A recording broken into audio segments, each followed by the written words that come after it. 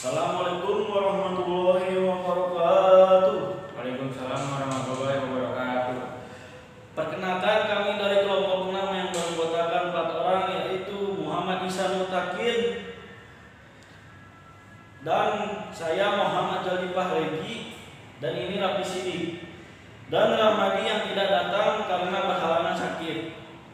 Di sini kami akan menjelaskan proposal tentang pengembangan sistem keamanan digital di lingkungan pedesaan.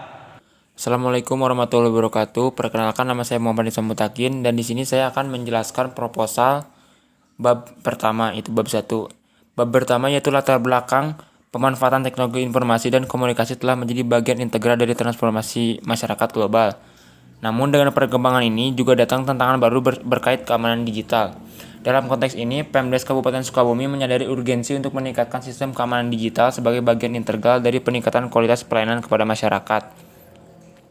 Melalui konsultasi dan dukungan teknis dari tim konsultan keamanan digital, kami memandang bahwa pendekatan holistik dalam perancang sistem keamanan digital di lingkungan pedesaan akan menjadi langkah strategis dalam membangun fondasi yang kokoh bagi kemajuan teknologi yang inklusif dan aman bagi masyarakat desa. Mungkin segitu yang bisa saya jelaskan untuk mengenai proposal ini. Kurang lebihnya mohon dimaafkan. Wassalamualaikum warahmatullahi wabarakatuh. Baik, di sini saya akan menjelaskan bab 2 tentang analisis lingkungan.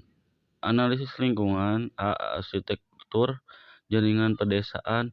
1. Evaluasi infrastruktur saat ini, mengidentifikasi komponen infrastruktur jaringan yang sudah ada di lingkungan Pemdes Kabupaten Sukabumi termasuk perangkat keras. 1A. Identifikasi komponen infrastruktur perangkat keras hardware. 1B. Penilaian kondisi dan kinerja. 1E. Kendala dan keamanan.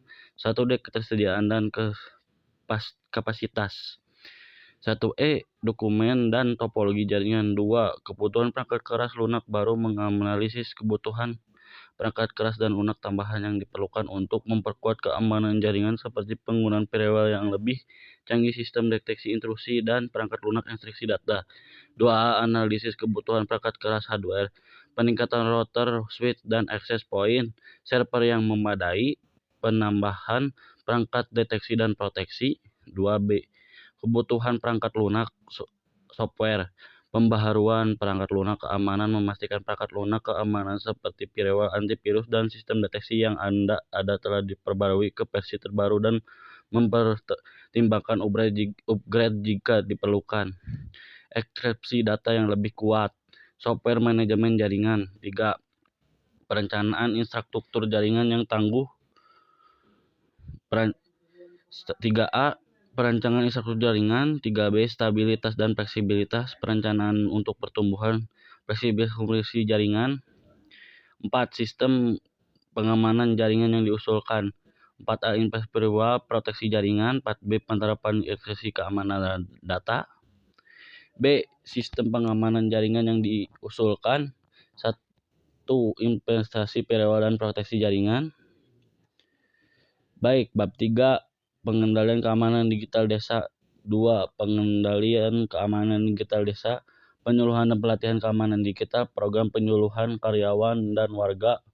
Mengadakan program penyuluhan rutin kepada karyawan Pemdes dan warga desa tentang ancaman cyber. Pelatihan penggunaan alat keamanan. Memberikan pelatihan terkait penggunaan alat-alat keamanan digital yang diimplementasikan untuk karyawan Pemdes. 2. Rencana tanggap darurat penanganan insiden. 3. Implementasi kebijakan digital. 4. Monitoring evaluasi secara rutin. 2. 3. Pembentukan tim tanggap darurat. 2. Mengidentifikasi respon cepat. 3. Pemulihan data sistem. 4. Komunikasi dan koordinasi. 5. Evaluasi pasca insiden. Baik, di sini sudah saya menjelaskan bab 2 dan bab 3. Baik, di sini saya akan menjelaskan bab 4 tentang rencana implementasi. Yang pertama ada penerapan prioritas implementasi. Yang pertama itu ada identifikasi prioritas utama. Nah, di sini kita akan evaluasi risiko kebutuhan. Nah, yang kedua itu harus ada ketersediaan sumber daya tersebut.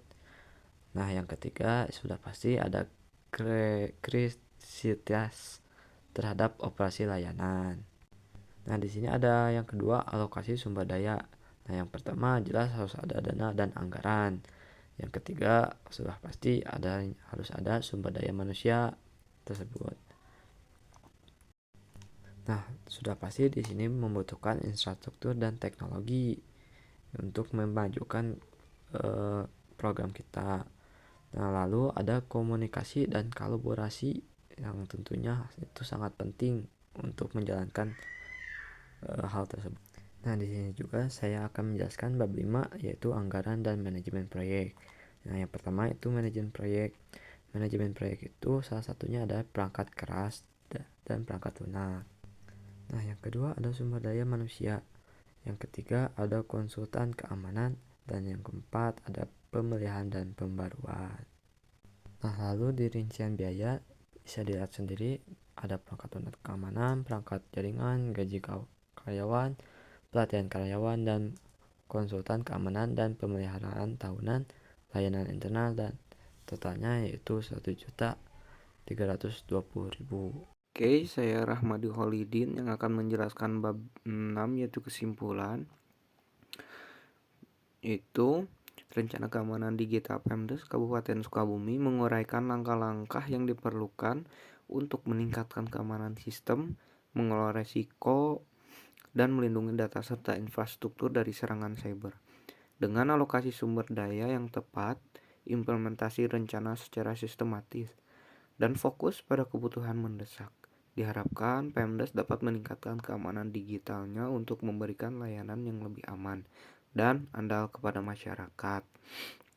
Untuk mengevaluasi lingkungan dari resiko adanya ancaman cyber seperti malware, kebocoran data, konten yang tidak dan akses konten yang tidak pantas, yaitu pengelompokan prioritas yang fokus kepada sumber daya yang tersedia dan merencanakan implementasi untuk sumber daya manusia. Cukup sekian dari saya. Sekian dari kami, bila ada kesalahan mohon dimaafkan. Wassalamualaikum warahmatullahi wabarakatuh.